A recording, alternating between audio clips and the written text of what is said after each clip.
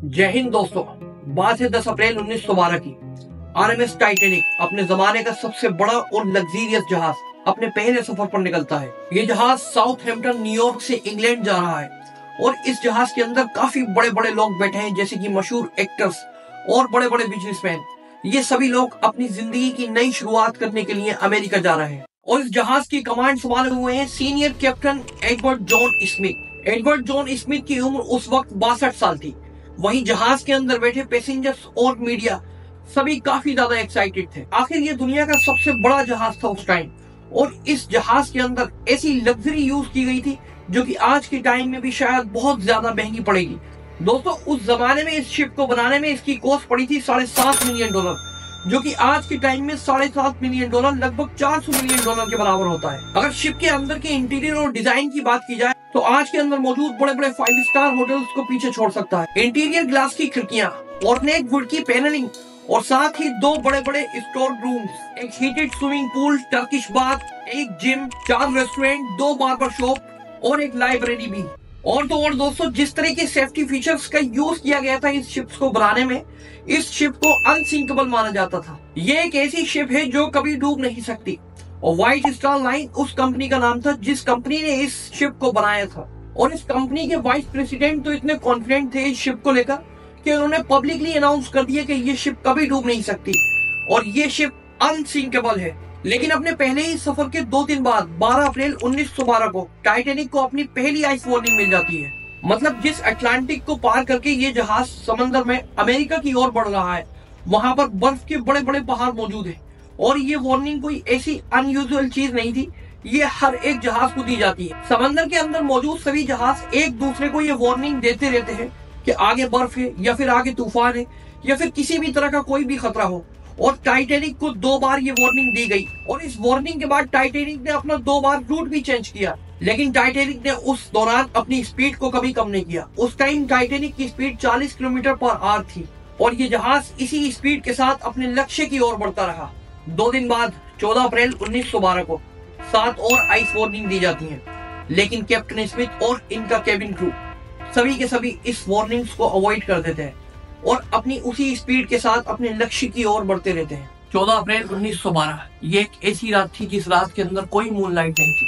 हर एक शिप के ऊपर एक छोटा सा क्रॉस नेस्ट होता है, यानी कि छोटा सा वो प्लेटफॉर्म जिसके अंदर 1 से 2 लोग बैठ सकते हैं।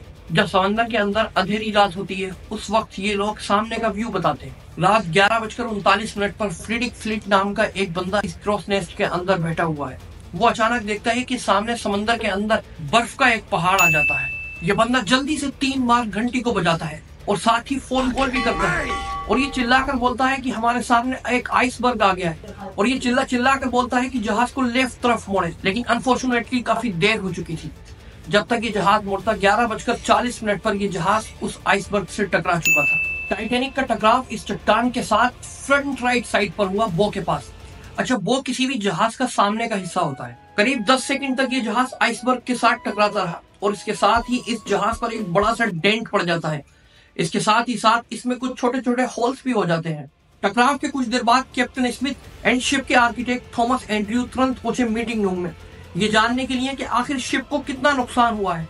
देखा तो रियलाइज किया कि ये जहाज तो डूब जाएगा। ये देखकर ये दोनों लोग शॉक्ड हो गए क्योंकि इन दोनों लोगों को ये लगता था कि शायद ये जहाज कभी नहीं डूब सकता, लेकिन अब ये जहाज डूबने वाला था। टाइटैनिक शिप के 2 मेन ऐसे सेफ्टी फीचर्स थे जिनकी बुनियाद पर यह कहा जाता था कि ये जहाज कभी डूब नहीं सकता। इस जहाज के अंदर डबल बॉटम हल था। हल का मतलब यानी कि जहाज की मेन बॉडी, और 2 हल का मतलब यानी कि 2 बॉडी। अगर एक बॉडी टूट भी जाती है तो दूसरी बॉडी उस जहाज को डूबने से बचा लेगी। दूसरा जो शिप की बॉडी थी उसे 16 अलग अलग कंपार्टमेंट में डिवाइड किया गया था। व्हाइट लाइन का यह कहना था कि अगर इस शिप के अंदर 4 कंपार्टमेंट डूब भी जाते हैं तब भी ये शिप पानी पर तैरता रहेगा और अपनी उसी समान स्पीड के साथ आगे बढ़ता रहेगा। लेकिन उस डेंट की वजह से इस शिप के अंदर 4 कंपार्टमेंट की जगह 6 कंपार्टमेंट के अंदर पानी भर जाता है, जबकि लिमिट सिर्फ 4 कंपार्टमेंट की थी और 6 कंपार्टमेंट के अंदर पानी भरने का मतलब था कि ये शिप अब डूबने वाला है। इस जहाज को डूबने से अब कोई नहीं बचा सकता। कैप्टन स्मिथ इमरजेंसी ऑर्डर देते हैं कि जल्दी से सिग्नल भेजो और रेडियो पर किसी से कॉल करो। अगर कोई भी जहाज आसपास होगा तो वो हमारी हेल्प करने के लिए जरूर आएगा। जैक फिलिप, जो कि उस वक्त रेडियो कॉल पर बैठे थे, वो लगातार रेडियो कॉल्स पर सिग्नल भेजते रहते हैं और लास्ट में एक रिस्पॉन्स मिल जाता है। 20 मिनट के बाद एक जहाज RMS कार्पेथिया इस सिग्नल को रिस्पॉन्स देता है, लेकिन ये जहाज इस टाइटेनिक शिप से 160 किलोमीटर दूर था। अगर ये जहाज अपनी टॉप स्पीड से भी टाइटेनिक की तरफ आता तो लगभग 4 या 3.5 घंटे लग सकते थे। फाइनली कैप्टन स्मिथ ये ऑर्डर दे देते हैं कि सारे पैसेंजर्स को लाइफ बोट में बैठाया जाए और उनको सही सलामत इस जहाज से निकाला जाए। लेकिन कुछ लोगों को ये लगता था कि ये जहाज कभी डूब नहीं सकता, इसीलिए 65 सीट वाली लाइफ बोट के अंदर सिर्फ 28 लोग ही बैठाए गए। आधी से ज्यादा लाइफ बोट खाली गई, लेकिन रात के 1 बजे तक जहाज के अंदर पानी इतना भर चुका था कि उसका आगे वाला हिस्सा पानी के अंदर डूबने लगा और इस सिचुएशन को देखकर लोग पैनिक हो गए और इधर उधर भागने लगे। लेकिन प्रॉब्लम ये थी कि जहाज पर सिर्फ 60 ही लाइफ बोट मौजूद थी, जबकि जहाज के अंदर लगभग 2200 से भी ज्यादा लोग मौजूद थे। लेकिन 60 लाइफ बोट के अंदर सिर्फ 1200 लोग ही बैठ सकते थे। रात के 1:15 पर आखिरी लाइफ बोट उतारी गई और इस लाइफ बोट के उतरने के बाद जहाज पर लगभग 1000 से भी ज्यादा लोग मौजूद थे, जिसमें कुछ लोगों ने ये कोशिश भी की, लेकिन कुछ लोगों ने ये मान लिया था कि अब डेस्टिनी को शायद यही मंजूर है और अब हम इस सिचुएशन से निकल नहीं सकते। और आई विटनेस के अनुसार ये जहाज रात के 2:20 पर 2 टुकड़ों में डिवाइड हो जाता है और धीरे धीरे ये जहाज पानी के अंदर डूब जाता है। 3 घंटे भी नहीं लगे इस कभी न डूबने वाले जहाज को सिर्फ डूबने में, और इस जहाज पर जितने भी लोग सवार थे वो इस जहाज के साथ ही पानी के अंदर डूब गए। और जिन लोगों को तैरना आता था वो हाइपोथर्मिया की वजह से शायद मर गए होंगे। हाइपोथर्मिया एक ऐसी बीमारी है जो ठंडे पानी में तैरने की वजह से कुछ ही देर के अंदर आपके हाथ पैरों को फ्रीज कर देती है और इसकी वजह से इंसान की मृत्यु हो जाती है। दोस्तों, उस वक्त पानी का टेम्परेचर लगभग -2 डिग्री सेल्सियस था। RMS कार्पेथिया शिप जो कि मदद के लिए आ रहा था, वो सुबह में लगभग 3 से 3:15 बजे तक यहाँ आता है, लेकिन इसके बाद सिर्फ वो उन्हीं लोगों को बचा पाता है जो कि लाइफ बोट पर सवार थे। लेकिन दोस्तों, इस टाइटैनिक डिजास्टर के बाद कुछ ऐसी बातें और कुछ ऐसी कंट्रोवर्सी सामने आई जो आपके पैरों की तले से जमीन को खिसका सकती है। दोस्तों, एक और जहाज था टाइटैनिक से सिर्फ 37 किलोमीटर की दूरी पर।